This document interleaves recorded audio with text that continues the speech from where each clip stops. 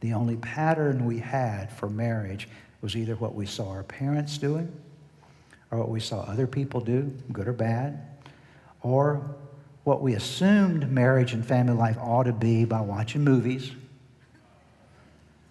or by listening to romantic music, okay, or by reading romantic novels or by watching the Hallmark Channel, okay.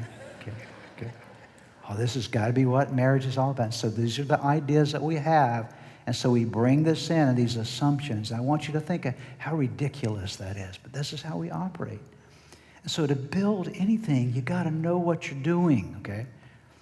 So what I hope to do this weekend and the weekends to come as we continue in this series is why I want you here so desperately. This is going to really help you.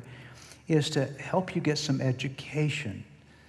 Some education that'll help you know actually how to build, because building something like your house, your marriage, your family is important to God.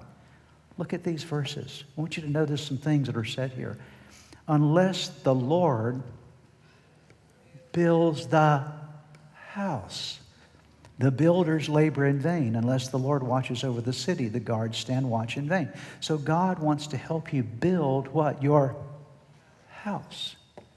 Proverbs 14, verse 1. The wise woman includes, obviously applies to a man as well. The wise man or woman, what happens? Builds her house. Wise, wisdom builds, but with her own hands. The foolish one tears hers down. And so there you again, you see that houses have to be built. We know this physically, but from the standpoint of families and marriages, they have to be built. Look at what Jesus says here, Matthew chapter 7. Therefore, everyone who hears these words of mine and puts them into practice is like a wise man. There you see that phrase again, wise. A wise man who built his house on the rock. The rain came down, the streams rose, and the winds blew and beat against that house. So he's talking about a house here.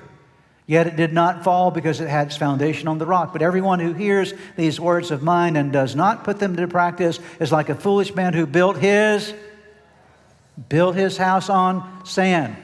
The rain came down, the streams rose, and the winds blew and beat against that house, and it fell with a great crash. So in all of these verses, there are two words that show up multiple times. Build house, build house, build house, build house. So to have a house, what do you have to do?